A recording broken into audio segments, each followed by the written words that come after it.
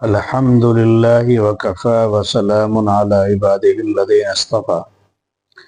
ناظرین، معاملات کے تعلق سے ایک حصہ اول کہہ لیں آپ کے سامنے عرض کیا گیا تھا کہ معاملات کی صفائی کا اثر یہ انسان کے عبادات پر بھی پڑتا ہے۔ ہمیں یہ ساری چیزیں کیوں محسوس نہیں ہو رہی ہیں؟ ہمیں یہ ساری چیزیں محسوس اس لیے نہیں ہو رہی ہے کہ ہمارے کاروبار کے اندر، ہمارے معاشرے کے اندر معاملات صاف نہ ہونے کی وجہ سے ساری چیزیں زیادہ تر گڑبڑ ہیں، اور ہمارے حص ان کے اندر رہتے ایسی ہو گئی ہے کہ وہ ان کو محسوس نہیں کرتی۔ ورنہ جو اللہ کے نیک بندے تھے جنہیں اللہ نے نوازا تھا، ان کو حرام اور حلال میں فوراً امتیاز بھی ہو جاتا تھا اور وہ اسے محسوس کر لیا کرتے تھے۔ چنانچہ ہمارے اکابرین میں حضرت مولانا یعقوب صاحب نانوتی نور اللہ مرقدہ ہو، جو دارالعلوم دیوبند کے صدر مدرس اول بھی ہیں، ان کے بارے میں آتا ہے، وہ فرماتے تھے کہ میں کسی جگہ کسی رئیس کے یہاں ایک مرتبہ دعوت میں چلا گیا، یہ کسی رئیس کے یہاں دعوت تھی، وہاں پہ چند لقمے میں نے کھا لیے، تو اس کی وجہ سے میرے اندر گناہ کا جذبہ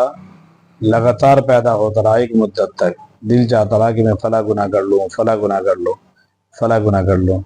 اور ناظرین، اسی طرح اس کے بالمقابل نیک حلال آمدنی اور حلال مال کے نورانیت کیسی ہوتی ہے، اس کے بارے میں بھی انہیں کا ایک واقعہ مولانا یعقوب صاحب نانوتی رحمۃ اللہ علیہ کا، جو میں نے اپنے استاد محترم شیخ المربی مولانا وسیم صاحب،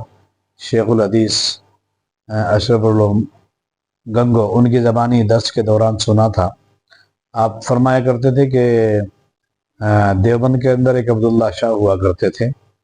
جو گھاس بیچ کر اپنا گزارا کیا کرتے تھے۔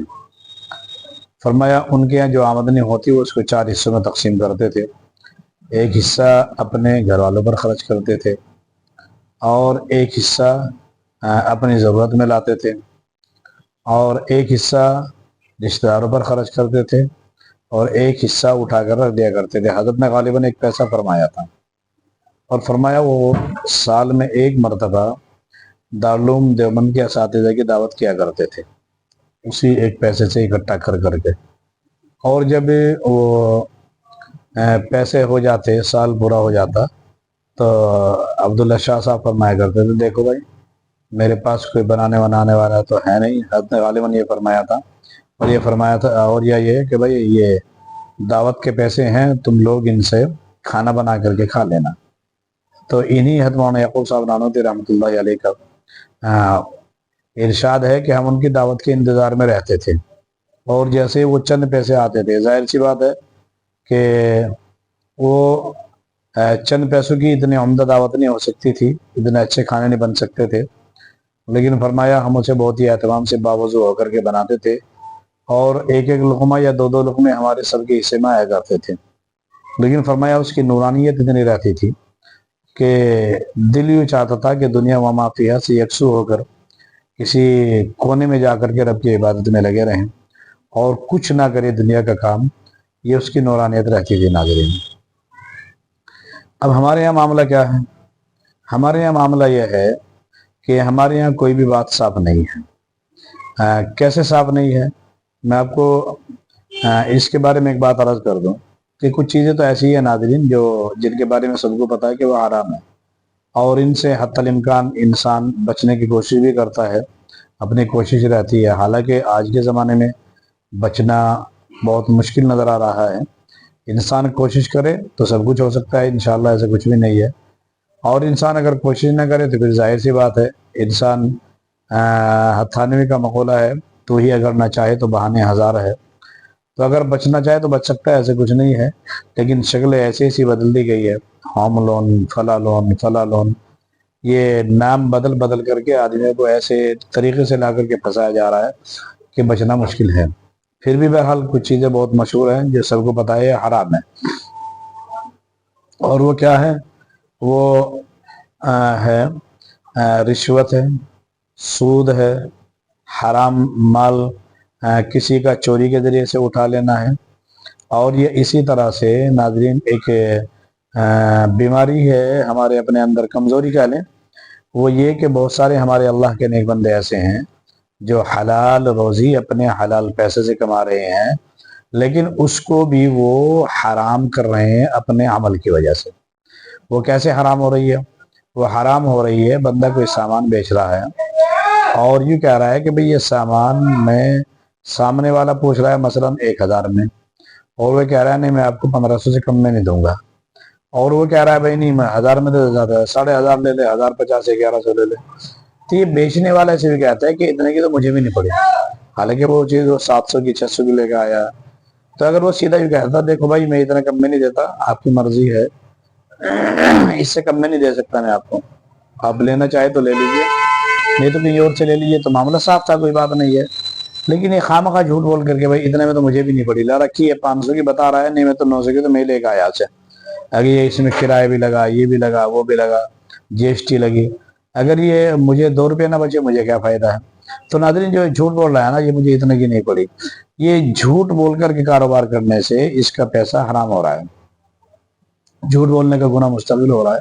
اور یہ خواہ اس کو حلال پیسہ لگا کر کے اپنے عمل سے، اپنے زبان سے اس کو حرام کر رہا ہے۔ تو ناظرین کچھ چیز ایسی ہے جن کو سب جانتے ہیں کہ وہ حرام ہے، سود لینا، رشوت لینا، دینا، اور اسی طرح مستقل چوری کرنا، یہ تمام کی تمام چیزیں حرام ہیں۔ اور آج کل کی جو مروجہ صورتیں ہیں، آدمی لون لے کر کے مستقل اپنی گاڑی خریدنا، بینک سے لون لے کر، ایک تو ہے مستقل گاڑی ادھار لینا، جس طرح سے لی جاتی ہے، کچھ پیسے جمع کر کے آدمی مہینہ مہینہ قسط جمع کرتا رہتا ہے، اس کو تو علماء نے جائز لکھا ہے، بشرطے کہ اس میں سے ایک شرط یہ ہٹا دی جائے کہ اگر قسط ٹائم پہ نہیں گئی تو گاڑی کھینچ کر کے لے جاتے ہیں وہ۔ تو اس کا طریقہ یہ ہے کہ کوئی گارنٹر بندہ ساتھ میں رکھ دیا جائے، کوئی ضمانتیں رکھ دیا جائے کہ یہ اگر اس نے نہ دیا تو ہم دیں گے۔ تو اس طرح سے اگر وہ لوگ پیسے زیادہ لے رہے ہیں تو یہ تو جائز ہے۔ باقی دوسری شکل وہ ہے کہ آدمی پیسے ہی بینک سے لا رہا ہے، اپنا کاروبار شروع کرنے کے لیے لا رہا ہے، 2 لاکھ جمع کر رہا ہے 3.5 لاکھ، یہ اوپر کا جو وہ جمع کر رہا ہے وہ سود ہے، چاہے وہ اس کو فائننس کہہ لے، یا اس کو انشورنس کہہ لے، یا لون کے نام سے کہہ لے، کچھ بھی کہہ لے، یہ مستقل حرام ہے، اس کو کوئی شک و شبہ نہیں کیا۔ تو ایک تو ناظرین یہ حرام ہے جو سب کو پتہ ہے، اور دوسرا جو حرام ہے جس میں ہم زیادہ تر ملوث ہیں، وہ حرام ہے ہمارے اپنے گھر کے معاملات کی صفائی نہ ہونے کی وجہ سے ہمارے اکثر و بیشتر کام حرام ہو رہے ہیں۔ مثال کے طور پہ کیا ہے، ہماری آپس کی ملکیتیں صاف نہیں ہے، کہ بیٹے بڑے ہو جاتے ہیں، باپ کے پاس دکان ہے مثلا پہلے سے، مارکیٹ میں، بازار میں دکان ہے، وہ اس کے پاس کام کرنے لگ جاتے ہیں، بچے بڑے ہو گئے، بالغ ہو گئے، شادی ہو گئی، کام کر رہے ہیں، اکٹھے رہ رہے ہیں، تب اس میں مسئلہ یہ ہوتا ہے کہ ملکیتیں یوں صاف نہیں ہوتی کہ باپ جو بیٹوں سے کام کرا رہا ہے وہ مزدور کی حیثیت سے کرا رہا ہے، بھائی باہر والا کوئی مزدور رکھیں گے اسے بھی 500-700 دینے پڑیں گے، ہم اپنے بیٹے کو 500-700 دے دیں گے، اور یہ پھر یہ کہ وہ پارٹنرشپ میں اس کو شریک کر رہا ہے، بھائی بچے ہیں اور پیسہ میرا بھی لگا ہے، آدھا پیسہ میں نے ان کا لے کے لگا لیا، یا ان سے کہا جائے بھائی پیسے تم بھی دو، یا باپ اپنی طرف سے ذہن بنا کر کے یہ 6 لاکھ روپے ہیں، اس میں 3 میرے ہیں، 3 میں اپنے بیٹے کی طرف سے لگا رہا ہوں، اور اس کو بتا بھی دیا بھائی یہ 3 لاکھ روپے تیری طرف سے، اس کا نفع تو لے گا اور یہ 3 لاکھ کا نفع میرا ہے۔ تو کام چلتا رہتا ہے، دکان پہ بچہ جا رہا ہے، روزانہ پابندی سے جا رہا ہے، باپ نہیں ہے بیٹا بیٹھ رہا ہے، سبھی کو پتا ہے کہ یہ کام چلتے ہی ہے، لیکن ان میں خرابی جب آتی ہے جب ہماری ملکیتیں صاف نہیں ہوتی، جب 10-20 سال کے بعد بچے کی شادی ہو گئی، بچہ الگ ہو گیا، یا شادی پہلے سے ہو رہی تھی، کوئی معاملہ بگڑا اور باپ نے اس کو الگ نکال دیا، پھر وہ مسئلے پوچھتے پھر رہا ہے، فتویٰ پوچھتے پھر رہا ہے، جی میں نے 6 سال ابا کے ساتھ کام کیا، ابا نے مجھے دھکا مار کے نکال دیا، جبکہ والدین بہت شفیق اور مہربان ہوتے ہیں، ایسا کرتے نہیں، لیکن پھر بھی اگر کوئی نالائق نکمہ کسی وجہ سے اولاد کے نکمے پن کی وجہ سے ایسا کرنا پڑا، تو یہ جو اس نے 6 سال کام کیا اس کا حساب ضرور ہوتا ہے کہ آیا اس نے شریک کے اعتبار سے کام کیا اور یہ پارٹنرشپ میں یہ کام تھا، یا یہ مزدور سمجھ کر کے اسے رکھ رہا تھا، اور یہ پیسے اسے روزانہ دے رہا تھا، اور یا مہینے میں اسے پیسے دے رہا تھا، یہ بس ایسے ہی جیسے ہمارے دیار میں ہوتا ہے، ابا لا 500 دے دے مجھے سامان لانا ہے، बोला 200 दे दिए, गले में से बगैर बताए उठा लिए। बाप भी समझ रहा है कोई बात नहीं, अपना बेटा ही तो है, उठा के ले जा रहा है, भाई बैठ के तो रहा सुबह से शाम तक दुकान पे 6-7 घंटे बैठ रहा है, बाप को बता के ले गए, ऐसे उठा के ले गया। तो ये जो मामला है ये गड़बड़ है। इसी तरह हमारे माशरे के अंदर चलता है कि जब बंदा किसी का इंतकाल हुआ बाप का, तो शरीयत का हुक्म है कि मीरास फौरन तकसीम हो जाए। अगर मीरास तकसीम नहीं हुई, बड़ा बेटा कारोबार के ऊपर काबिज हो गया, बहनें यूँ समझ करके खामोश रहती है कि हमें वालिदैन के गुजरने के बाद भाइयों के दर पे आना है, और इसी तरह से भाभियाँ हैं और शिकायतें पैदा होंगी, तो वो यूँ समझ करके खामोश रह जाती हैं, अपना हक मांगती भी नहीं, दिए भी नहीं जाता। कुरान करीम कहता है वताकुलून तुरासा लम्मा वतुहिब्बूनल माल हुब्बन जम्मा,